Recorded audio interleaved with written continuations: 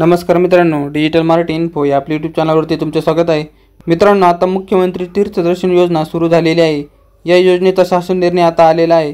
तर आता यामध्ये कोणाकोणाला फायदा होणार आहे, याचा अर्ज कुठे करायचा, कागदपत्रे काय काय लागणार आहे, याची पात्रता काय आहे, हे सर्व या व्हिडिओच्या माध्यमातून आपण जाणून घेणार आहे।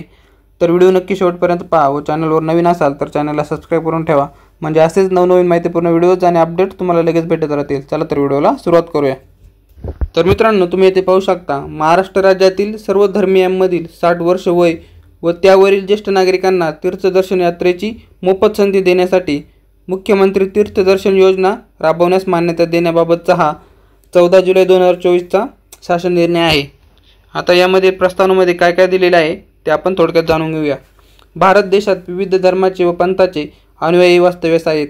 महाराष्ट्र ही संतांची भूमी म्हणून ओळखली जात असून महाराष्ट्रात सर्वाधिक महान संत तसेच धर्मगुरू होऊन गेलेले आहे, ज्यांच्या विचारांचा प्रसार हा भारताच्या सीमा ओलांडून झाले असून एक पावनभूमी म्हणून महाराष्ट्राचे नाव घेतले जाते। सर्वसामान्य ज्येष्ठ नागरिकांना देशातील मोठ्या तीर्थक्षेत्रांना जाऊन मनशांती तसेच आध्यात्मिक पातळी गाठणे सुकर व्हावा यासाठी राज्यातील सर्व धर्मांतील ज्येष्ठ नागरिक व जे 60 वर्ष वय किंवा त्याहून अधिक वयाचे आहेत त्यांना राज्य व भारतातील तीर्थक्षेत्रांना मोफत भेटीची म्हणजे दर्शनाची संधी देण्यासाठी मुख्यमंत्री तीर्थदर्शन योजना सुरू करण्यात येणार आहे। आता याचा जो शासन निर्णय आहे तो म्हणजे राज्यातील सर्व धर्मियांमधील ज्येष्ठ नागरिक व जे 60 वर्ष किंवा त्याहून अधिक वयाचे आहेत ज्यांना भारतातील तीर्थक्षेत्रांना भेट देण्याची इच्छा पूर्ण करण्यासाठी मुख्यमंत्री तीर्थदर्शन योजना सुरू करण्यास मान्यता देण्यात आलेली आहे।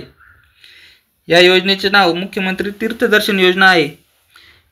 या योजनेचे उद्दिष्ट म्हणजे राज्यातील ज्येष्ठ नागरिकांना तीर्थदर्शन यात्रा मोफत उपलब्ध करून देणे आहे। योजनेची व्याप्ती म्हणजे योजनेमध्ये महाराष्ट्र राज्य व भारत देशातील प्रमुख तीर्थक्षेत्रांचा समावेश राहील। या योजनेची व्याप्ती यामध्ये एका व्यक्तीस 30,000 रुपये इतका खर्च करण्याची मर्यादा राहील। यामध्ये प्रवास, भोजन आणि निवास इत्यादी सर्व बाबींचा समावेश असेल। या योजनेचा लाभार्थी हा महाराष्ट्र राज्यातील रहिवासी असावा, ज्याचे वय 60 वर्ष किंवा त्यावरील असावा। याची पात्रता, लाभार्थी हा महाराष्ट्र राज्याचा रहिवासी असणे आवश्यक आहे। त्याचे वय 60 वर्ष व त्यावरील ज्येष्ठ नागरिक। लाभार्थी कुटुंबाचे वार्षिक उत्पन्न 2.5 लाखापेक्षा जास्त नसावे।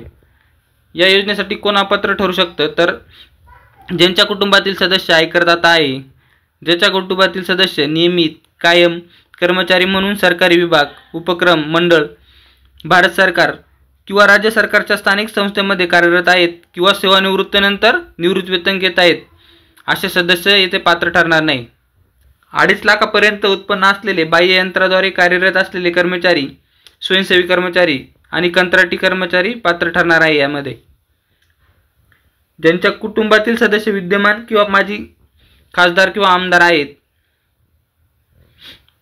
ज्यांच्या कुटुंबातील सदस्य भारत सरकार किंवा राज्य सरकारच्या बोर्ड, कॉर्पोरेशन, उपक्रम अध्यक्ष, उपाध्यक्ष, संचालक सदस्य आहेत, ज्यांच्याकडे 4 चाकी वाहन यामधून ट्रॅक्टर वगळून ज्यांच्या कुटुंबातील सदस्यांच्या नावावर 4 चाकी वाहन आहेत ते सुद्धा या योजनेतून वगळण्यात आलेले आहेत। यामध्ये महत्त्वाची बाब म्हणजे प्रवासासाठी शारीरिक व मानसिकदृष्ट्या सक्षम असणे आवश्यक आहे आणि कोणत्याही संसर्गजन्य रोगाने ग्रासलेले नसावे। यामध्ये जसे की टीबी, हृदयाशी संबंधित श्वसन रोग, करोनरी अपुरेपणा, मानसिक आजार, संसर्गजन्य कुष्ठरोग इत्यादी। यामध्ये अर्जासोबत ज्येष्ठ नागरिकांना सरकारी वैद्यकीय अधिकाऱ्याने पूर्ण आरोग्य तपासणी केल्यानंतर ती व्यक्ती आरोग्यदृष्ट्या निरोगी व प्रास्ताविक प्रवासासाठी सक्षम असल्याचे प्रमाणपत्र सादर करावे लागणार आहे। हे प्रमाणपत्र प्रवासाच्या तारखेपासून 15 दिवसापेक्षा जास्त जुने नसले पाहिजे। आता या योजनेसाठी कागदपत्रे काय लागणार आहे तर योजनेच्या लाभासाठी ऑनलाईन अर्ज करायचा आहे। लाभार्थ्याचे आधार कार्ड किंवा रेशन कार्ड हे इथे लागणार आहे। महाराष्ट्र राज्याचे आदिवासी प्रमाणपत्र किंवा महाराष्ट्र राज्यातील जन्माचा दाखला यापैकी एक। जर लाभार्थी आदिवासी प्रमाणपत्र नसेल तर त्याऐवजी 15 वर्षापूर्वीचे रेशन कार्ड, मतदान कार्ड, शाळा सोडल्याचं प्रमाणपत्र, जन्म दाखला या 4 पैकी कोणतेही एक प्रमाणपत्र इथे ग्राह्य धरले जाणार आहे। उत्पन्नाचा दाखला, पासपोर्ट आकाराचा फोटो, जवळच्या नातेवाईकाचा मोबाईल नंबर असे सर्व कागदपत्रे इथे लागणार आहे। इथे लाभार्थ्याची निवड कशा पद्धतीने केली जाईल तर प्रवाशाची निवड जिल्हा स्तरावर स्थापन करण्यात आलेल्या जिल्हास्तरीय समितीद्वारे केला जाणार आहे। प्रत्येक ठिकाणाच्या प्रवासासाठी जिल्हानिहाय कोटा निश्चित केला जाईल। त्यामध्ये अर्जदाराच्या संख्येसह त्या जिल्ह्यातील लोकसंख्येच्या प्रमाणात अधिभार देऊन कोटा निश्चित केला जाईल। यामध्ये लॉटरी पद्धतीने प्रवासाची निवड केली जाणार आहे। तर मित्रांनो, अशा प्रकारे ज्येष्ठ नागरिकांसाठी एक मोठी खुशखबर आहे।